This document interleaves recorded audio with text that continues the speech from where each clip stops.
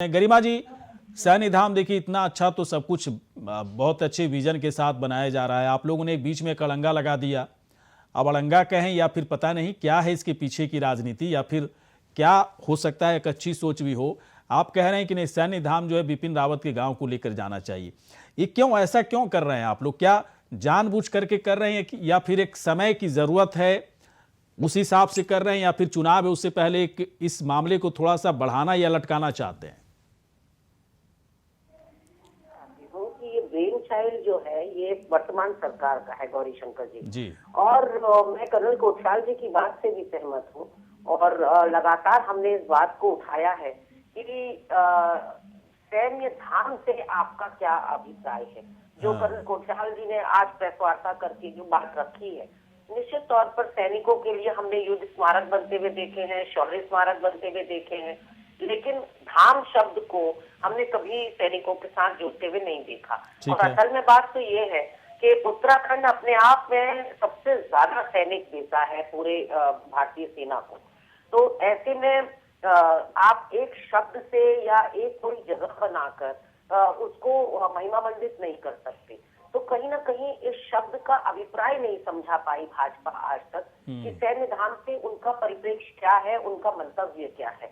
क्योंकि धाम शब्द अगर आपसे भी पूछा जाए या किसी भी 10 साल के बच्चे से या 90 साल के बूढ़े से पूछा जाए तो उनके यही समझ में आएगा कि धाम तो तीर्थ स्थलों को कहते हैं।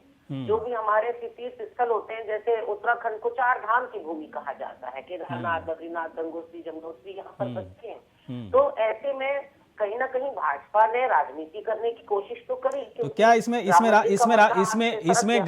गरिमा जी, आपको क्या राजनीति इसमें दिखती है?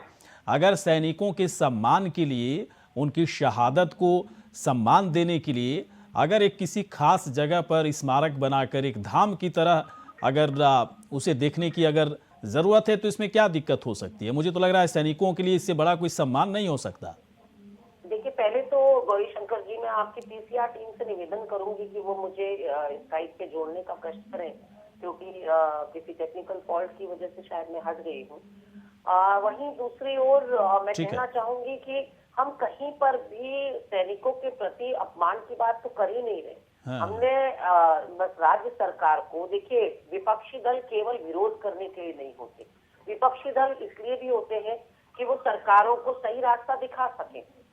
ऐसे में अगर हमने ये बात उनसे कही है सरकार से कि आपका अगर देहरादून में जो सैन्य धाम बन रहा था वो अगर किसी पचड़े में पड़ रहा है, भूमि विवाद कह लीजिए या दूसरे विवाद सतह पर, हमने रोजाना लगभग हम अखबार में पढ़ते हैं कि सैन्य धाम में कोई ना कोई रुकावट आ गई। तो हम उसी के चलते एक अच्छे सकारात्मक विपक्ष होने के नाते, सहयोगात्मक विपक्ष होने के नाते और सुझावात्मक विपक्ष होने के नाते हमने एक सुझाव हमारे माननीय अध्यक्ष गणेश गोदियाल जी ने रखा कि अगर देहरादून में कोई दिक्कत आ रही है, भूमि को लेकर आ रही है, तो फिर शायद ये सबसे सही समय होगा कि जनरल बिपिन रावत जी, जिन्होंने गौरवान्वित किया प्रदेश में ही नहीं, देश में, विदेश में, हर पटल पर उत्तराखंड को, और उत्तराखंड के सपूत और उत्तराखंड के लाल के रूप में वो जाने जाएं, इसलिए हमने उनको केवल एक राय मशवरा दिया कि आपको अगर दिक्कत आ रही है तो आप उनके वहां बना लीजिए।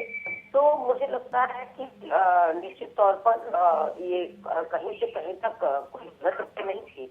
मतलब आप लोग बस ये मांग कर रही हैं गरिमा की भूमि विवाद है इसलिए सैन्य धाम की जगह को बदल दिया जाए, और ये बहुत बेहतर वक्त है, बहुत बेहतर वक्त है सेना पे हो रही हरिशंकर जी, उसमें कोई दो राय नहीं है। हाँ, उसमें कोई दो राय नहीं है कि राजनीति तो डेफिनेटली हो रही है। चलिए ठीक।